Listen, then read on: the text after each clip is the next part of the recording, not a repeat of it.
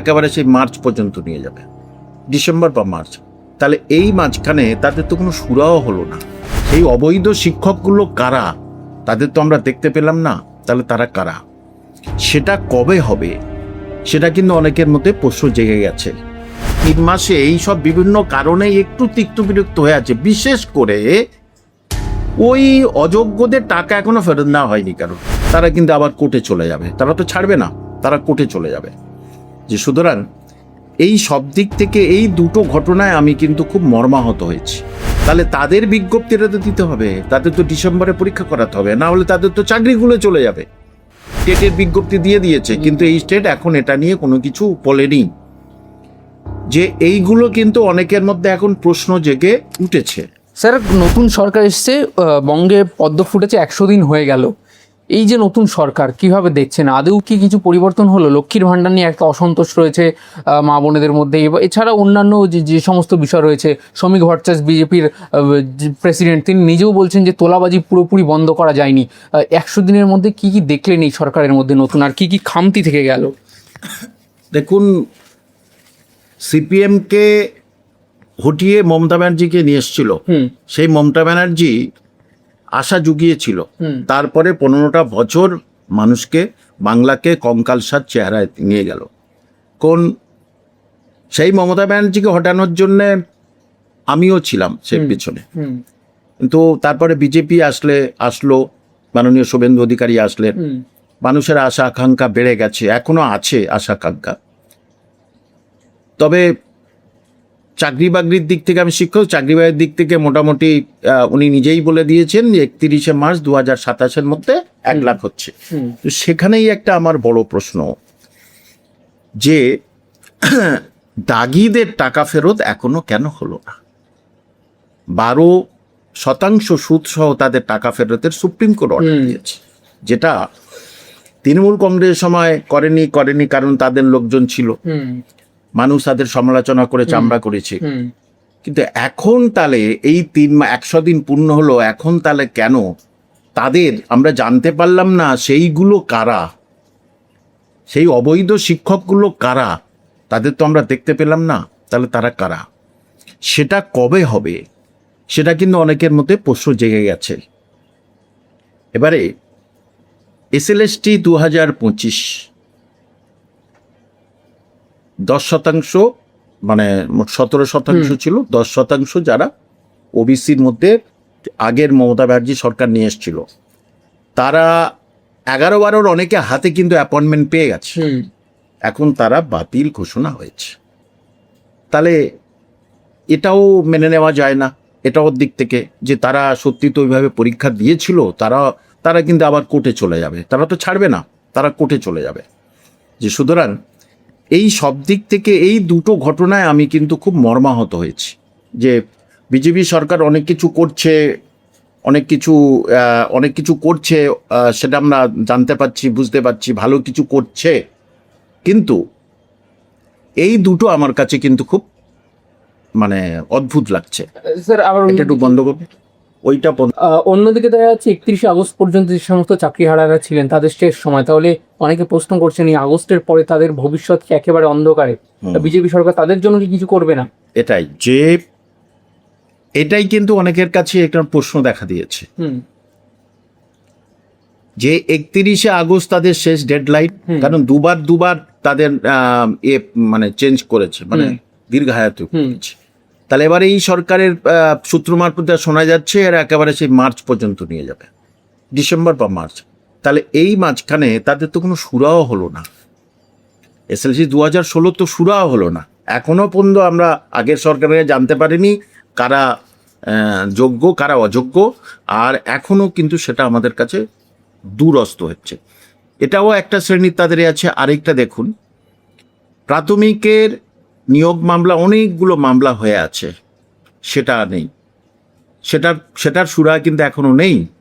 Upper primary হয়ে গেছে, আপার প্রাইমারির একটা সুপার নিউমারি কর্মসারিকা ক্যান্সেল হওয়াটা যোগ ঠিকই, সেটা এই সরকার গিয়ে বলেছে না ওটা অযোগ, আমরা তুলে নিলাম, ঠিক কাজ করেছে।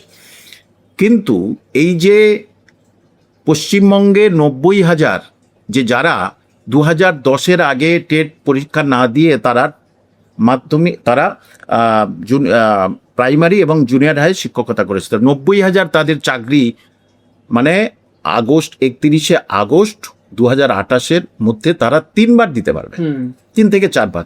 তাহলে তাদের বিজ্ঞপ্তিটা তো দিতে হবে, তাদের তো ডিসেম্বরে পরীক্ষা করাতে হবে, না হলে তাদের তো চাকরিগুলো চলে যাবে, আর মাঝে আর দুটো তারা হয়তো দিতে পারবে। তাহলে সেটার কিন্তু অন্যান্য স্টেট কিন্তু অলরেডি টেটের বিজ্ঞপ্তি দিয়ে দিয়েছে, কিন্তু এই স্টেট এখন এটা নিয়ে কোনো কিছু বলেনি। যে এইগুলো কিন্তু অনেকের মধ্যে এখন প্রশ্ন জেগে উঠেছে। আরেকটা হলো যে 1 লাখ নেবে, এটা ঠিক আছে, খুব ভালো লেগেছে, খুব ভালো। বহুদিন পরে যুবক যুবতীরা আনন্দে আত্মহারা, এবং সেটা দ্রুত যাতে স্বচ্ছতার সঙ্গে করবে সেটাও বলেছে, সেটাও খুব ভালো লেগেছে। কিন্তু এই জিনিসগুলো কিন্তু মানুষের কাছে প্রশ্ন আকারে দেখা দিয়েছে। আরেকটা যেটা দেখছি, আমরা যে তৃণমূলের সময় অতিষ্ঠ হয়ে গেছিলাম চাঁদা, মানে যে বয়স্ক ব্যক্তি, সে বয়স্ক বুড়ি মা, তিনি সবজি বিক্রি করতে আসছে, তার কাছ থেকে 50 টাকা তোলা তুলছে, কারোর বাদ ছিল না। এখন আগে কানাঘুষো শুনছিলাম, জানেন তো, যে ও টাকা চাচ্ছে, ও টাকা চাচ্ছে বিজেপির। এই তো এই গুপ্তা হোটেলটা তো আবার বোঝা গেল, গুপ্তা হোটেলে সবার চোখ খুলে দিল। তারপরে গুপ্তা হোটেলে তারা জামিন হয়ে গেল। তারপরে দেখা যাচ্ছে সেই একই লোক, সে কারোর কাছে ঘর ফ্ল্যাট বিক্রি করলে পয়সা, তাকে এবারে কিন্তু জেল হয়ে গেল। এবং এছাড়া চারদিক থেকে এই শোনা যাচ্ছে আর কি, আপনাদের মতো যারা সাংবাদিক তাদের শুনছি যে ও তোলা তুলছে, তোলা তোলার কথা বলছে বিজেপির নেতারা। তাহলে আমরা তো এইটা থেকে পুরোপুরি মুক্ত হলাম, তাই না? তাহলে আবার যদি সেইটা আসে, তাহলে বাংলার মানুষ সিপিএমের জ্বালায় জর্জরিত ছিল, তৃণমূল তো তাদের এবারে হৃৎপিণ্ড বার করে নিয়েছিল। আমরা আশার আলো দেখেছিলাম এই সরকারের, কিন্তু 100 দিনের যেটা হলো, সেটাতে দেখুন অন্নপূর্ণা ভাণ্ডার, সেই নিয়ে সারা পশ্চিমবঙ্গে কিন্তু কিছু হয়েছে। আমার কথা, তৃণমূল কংগ্রেস অন্নপূর্ণা ভাণ্ডার কি লক্ষ্মীর ভাণ্ডার দিয়েছে, আমি দেবো কেন? আমি নাও দিতে পারি, তাই না? তারা কন্যাশ্রী যুবশ্রী দিয়েছে, আমি নাও দিতে পারি। আমি প্রাইভেট অনেক মানে বেসরকারি কারখানা নিয়ে চলে আসলাম, সব মানে জেলায় জেলায় হয়ে গেল। আমি বছর বছর চাকরি দিলাম, সেটা হয়ে গেল। সেটা ভালো দরকার ছিল না। এবং দেখুন, আপনাদের 5,000 টাকা করে দেওয়ার কথা ছিল, তা অন্তত সে আপনারও তো এখন কিছু হয়নি, পাননি। তাহলে এই যে ডিএ নিয়ে এইগুলো ঘটছে, তাহলে এই যে জিনিসগুলো মানুষ কিন্তু 3 মাসে এই সব বিভিন্ন কারণে একটু তিক্ত বিরক্ত হয়ে আছে। বিশেষ করে ওই অযোগ্যদের টাকা এখনো ফেরত নেওয়া হয়নি কারণ সুপ্রিম কোর্টের অর্ডার। তারপরে কি কেন তাদের কি আমরা চিনবো না? কারো অযোগ্য সে এতদিন ধরে চাকরি পেয়েছে, তাদেরকে কে চাকরি দিয়েছে? তাহলে আমরা বুঝবো না এটা? আর এই মানে আপনার তোলাবাজির কিছুটা আবার এরম ধরনের আসছে, তাহলে এটা কি করে হয়? এই জিনিসটা কিন্তু এই 100 দিনের যেটা পূরণ হলো, সেখানে ভালোর আশা আমরা করছি, কিন্তু এইগুলো তো সঙ্গে সঙ্গে করলে আরো ভালো হতো বলে আমি মনে করি। স্যার, তৃণমূল জওয়ানে অনুপ্রবেশ একটা বড় ইস্যু ছিল। অমিত শাহ তিনি বারবার বলেছেন ফেন্সিং এর জন্য তৃণমূল সরকার জমি দেয়নি। এবার ফেন্সিং হয়ে গেছে। এইবার 100 দিন পূরণ হওয়ার সঙ্গে সঙ্গে অমিত শাহ বঙ্গে সফরে এসেছেন। তিনি এই অনুপ্রবেশ নিয়ে বেশ কিছু কথা বললেন, যে এবার অনুপ্রবেশ আটকানো যাবে, যারা ঘুষপেঠিয়া তাদের চিহ্নিত করে বাইরে বের করা হবে, যারা শরণার্থী তাদের এই দেশের নাগরিকত্ব প্রদান করা হবে। এই যে অমিত শাহের বিভিন্ন বক্তব্য, কিভাবে দেখছেন? দেখুন, যারা আমাদের রাজ্যের বাসিন্দা নয়, যারা বাংলাদেশি, তাদের এখানে থাকার অধিকার নেই, কারণ তারা আমাদের রুজি রোজগারে বাধা দিচ্ছে। কেউ চায়ের দোকান করছে, সেখানে সে চায়ের দোকান। এই সমস্যার কি সমাধান করতে পারবে বিজেপি, আপনি মনে করছেন? দেখুন, তিনি বলছেন স্বরাষ্ট্র মন্ত্রী, তাকে আমি আগে থাকতে তো বলতে পারি না তিনি করতে পারবেন না, সময় বলে দেবে। যে আমরা ভেবেছিলাম 3 মাসের মধ্যে অনেক কিছু হবে এই সরকারে, সেখানে 3 মাসের মধ্যে এই অন্নপূর্ণা এইটা ছাড়া আমি তো তেমন কিছু দেখছি না। তাই বলে এই সরকারকে আমি দোষ দিচ্ছে না, হয়তো বা করবে, পরে করবে, কিন্তু সমস্যার সমাধানগুলো কই? সমস্যার সমাধানগুলো তো হচ্ছে না, কারণ সবচেয়ে করুণ অবস্থার মধ্যে আছে এসএলসি 2016, এসএলসি 2025, এবং যারা এই 2010-এর আগে প্রাইমারি আপার শিক্ষক যাদের চাকরি সুতোয় ঝুলছে, তাদের পরীক্ষাটা কবে হবে? যে সুতরাং অমিত শাহ যদি এটা করে থাকেন, দ্রুত করুক, খুব ভালো হবে।